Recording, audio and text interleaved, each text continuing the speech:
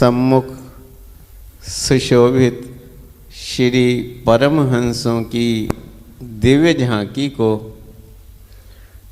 मन मंदिर में बसाते हुए प्रेम सहित मिलकर बोलो जयकारा।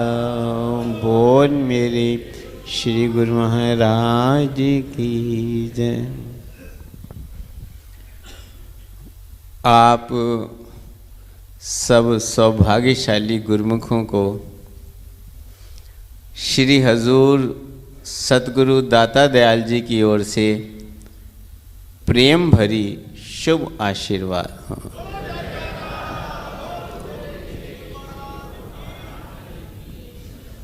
आप सब गुरुमुखों के प्रेम, श्रद्धा, विश्वास और भक्ति पर श्री सद्गुरुदेव दाता दयाल जी बहुत बहुत प्रसन्न हैं।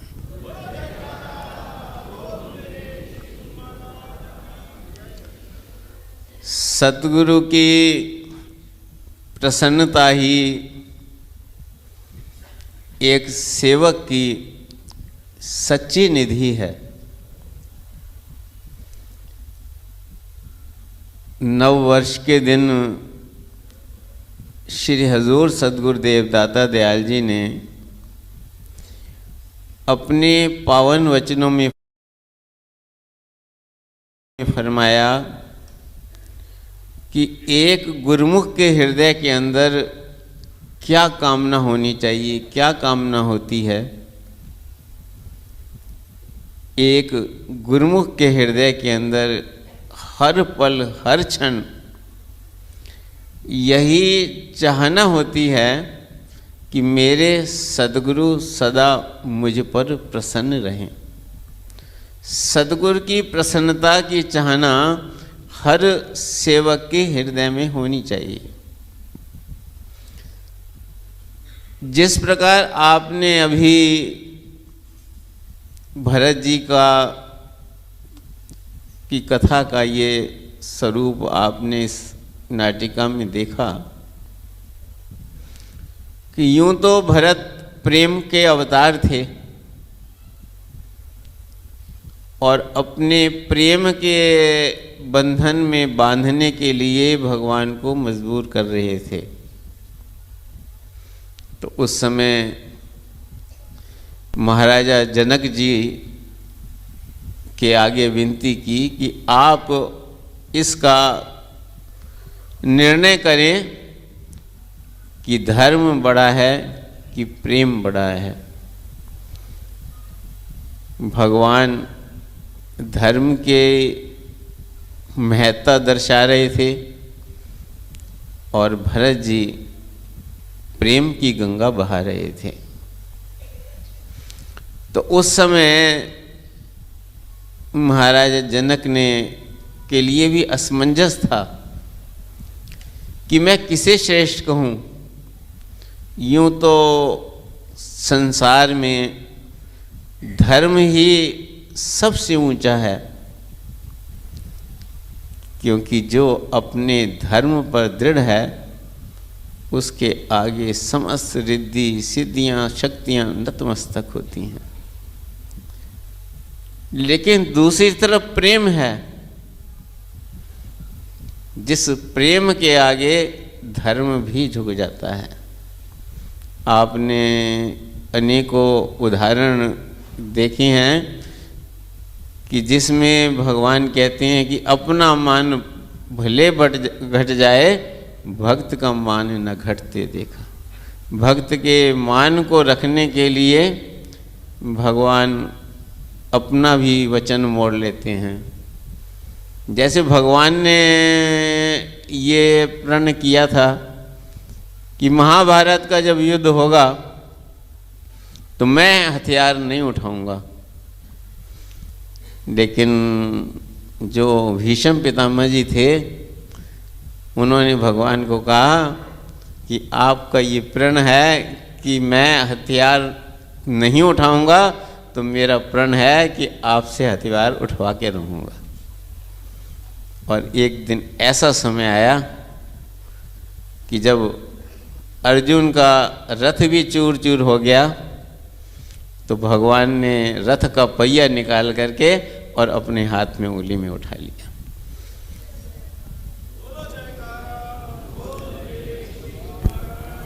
की जय।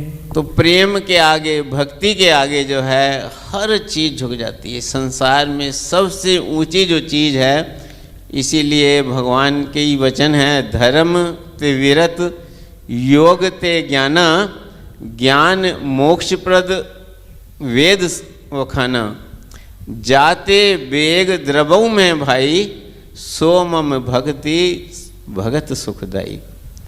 कि जिसके आगे मैं पिघल जाता हूँ, वो क्या चीज़ है? वो भक्ति है, वो प्रेम है। लेकिन प्रेम की भी एक मर्यादा है। प्रेम ऐसा होना चाहिए कि उसके हृदय के अंदर सदैव अपने प्रियतम की प्रसन्नता निहित हो। वही प्रेम अपनी पूर्णता को प्राप्त करता है जबकि सेवक के हृदय में ये कामना हो कि मेरे हर कर्म से, मेरे हर वचन से मेरे जो प्रियतम हैं, मेरे जो इष्ट देव हैं, वो प्रसन्न हो। इसीलिए उस प्रसन्नता को पाने के लिए भरत जी को भगवान के आगे झुकना पड़ा। नहीं तो भगवान को वो झुकाने को तैयार थे, अड़े हुए थे। भगवान ने इतने तक कह दिया कि आप राजा हैं और राजा की आज्ञा का पालन करना प्रजा का धर्म होता है। तो क्योंकि पिता की आज्ञा के अनुसार भरत राजा थे, तो भगवान उनके आगे झुक गए कि भरत जी आप आज्ञा करें। तो उनको जो है अपने ऊपर शर्म आई कि आज जो है भगवान मुझसे आज्ञा मांग रहे हैं, तो चरणों में गिर गए। वो कहते हैं उतर देई सुन स्वामी रजाई, तिस सेवक लख लाज लजाई। कि हे प्रभु, जो सेवक अपने स्वामी को सकचाहट में डाल दे, उनकी रजा को सुनकर, उनकी आज्ञा को समझकर, उनकी मौज को सुनने के बाद भी अपनी इच्छा जाहिर करता हो, उस सेवक को देखकर तो शर्म भी शर्म आ जाती है।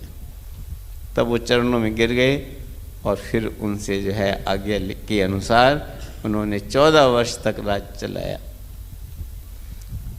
तो किस प्रकार उन्हें भगवान की प्रसन्नता मिली? जब उन्होंने आज्ञा में जीवन व्यतीत किया। तो सद्गुरु की प्रसन्नता भी वही सेवक प्राप्त कर सकता है जो उनकी आज्ञा में चलता है। ये हम सबका सौभाग्य प्राप्त है जो हमें वक्त के महापुरुषों की आज्ञा में चलने का अवसर प्राप्त हुआ है। ऐसे तो दुनिया में अनेकों पंथ हैं, अनेकों संत हैं, अनेकों ग्रंथ चल रहे हैं। अपने अपने मन के ख्यालों से सब चलते जा रहे हैं। मूर्त की पूजा करना तो आसान है। श्री परमहंस दयाल जी से किसी ने पूछा कि प्रभु, मीरा की भक्ति श्रेष्ठ थी कि गोपियों की भक्ति श्रेष्ठ थी? तो श्री परमहंस दयाल जी ने कहा कि गोपियों की जो भक्ति थी वो श्रेष्ठ थी। तो भक्तों ने पूछा कि प्रभु, गोपियों की भक्ति कैसे श्रेष्ठ थी? तब तो भगवान थे, भगवान साक्षात थे, उनसे प्रेम करना आसान कार्य है, और उसने तो एक मूर्त से प्रेम करके भगवान को प्रकट किया।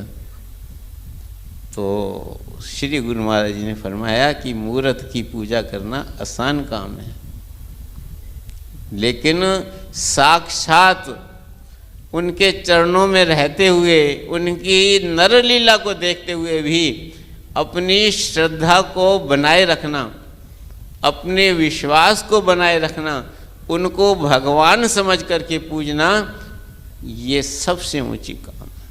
तब तक तो जब मीराबाई इस संसार में आई, तब तक तो ये प्रसिद्ध था कि कृष्ण भगवान हैं, लेकिन जब गोपियाँ थीं तब ये प्रसिद्ध थोड़ी था कि भगवान श्री कृष्ण भगवान है।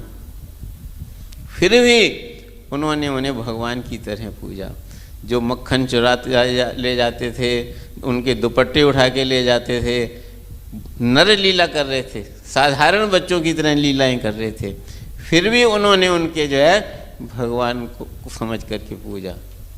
जिस दिन वो यशोदा मैया को जाकर के कंप्लेंट भी करते थे, तुम्हारा लल्ला हमारा जो है मक्खन चुरा के ले गया, मटकियाँ फोड़ दी, ये वो, और जिस दिन वो जो है मक्खन चुराने नहीं जाते थे तो बेचैन हो जाती थी। उन्हें इंतज़ार रहती थी, दरवाजे कुंडी खोल के रखती थी कि कब हमारे घर में आए और मक्खन चुराने के लिए आए। तो ये सब उनकी नर लीला को देखते हुए भी उनके हृदय के अंदर वो प्रेम था, वो श्रद्धा थी, वो था कि वो उन्हें नर रूप में देखते हुए भी भगवान समझ करके उनकी पूजा करते थे।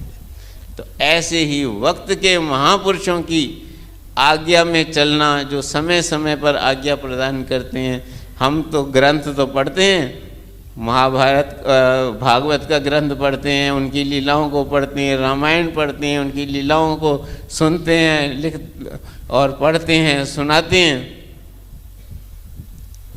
लेकिन आज हमारा ये सौभाग्य है कि हम अपनी आँखों से उनके दर्शन करते हैं, उनके वचन सुनते हैं, उनकी दिव्य लीलाओं को अपनी आँखों से अवलोकन करते हैं। तो इससे ऊंचा और क्या सौभाग्य हो सकता है। तो अपने सौभाग्य की सराहना करते हुए हर पल हर क्षण, कोई कहीं भी रहता है, चाहे वो श्री दरबार में स्थायी है या गुरु दरबार का अनुयायी है, हर एक का जो है यही धर्म है कि वो अपने जीवन को उस तरह से व्यतीत करे जिस तरह हमारे इष्ट देव महाप्रभु चाहते हैं। तो वो क्या चाहते हैं कि आप सब भले ही संसार में रहें, संसार के सब कार्य करें, लेकिन भक्ति के नियमों की पालना करते रहें। और 2 घंटे भजन, श्री गुरु महाराज जी फरमाते हैं कि ये श्री परमहंस दयाल जी के वचन हैं। उन्होंने खुद साक्षात प्रकट होकर हमें कहा है कि हमारी ओर से हमारे वचन सब गुरुमुखों को सुनाएं कि अब इस कली काल के अंदर हर गुरुमुख का धर्म है, जिसने भी सच्चे नाम की प्राप्ति की है वो 2 घंटे भजन अवश्य करें। ये छूट दे दी है कि तुम 2 बार में करो, 3 बार में करो, 4 बार में करो, 5 बार में करो। और ये वचन भी फरमाए हैं कि जो 2 घंटे सिमरन करेगा और भक्ति के नियमों की पालना करेगा, फिर उसके लोक के भी हम जिम्मेवार हैं और परलोक के भी जिम्मेवार हैं। इसलिए हम सबका धर्म है कि अपने सद्गुरु की प्रसन्नता को पाने के लिए इन सरल भक्ति के नियमों की पालना करें, भजन सिमरन करें। कल्याण हमारा है, प्रसन्नता उनकी है। उन्हें कब प्रसन्नता होती है? जब उनके सेवक भक्ति के पथ पर दृढ़ता से आगे बढ़ते जाते हैं। तभी तो काशीपुर वालों को पर विशेष कृपा है, क्योंकि उन्हें ऐसी रहनुमाई मिली है कि वो हर वक्त, हर पल, हर क्षण सद्गुरु के बतलाए हुए रास्ते पर चलते हैं और भक्ति के नियमों की पालना करते हैं, भजन करते हैं और सद्गुरु की महिमा को गाते हुए सद्गुरु के ध्यान में सदा लीन रहते हैं। इसलिए आप पर विशेष कृपा है और विशेष आशीर्वाद है। ये सदा बरसता रहे, यही हमारी शुभकामना है। बोलो जय।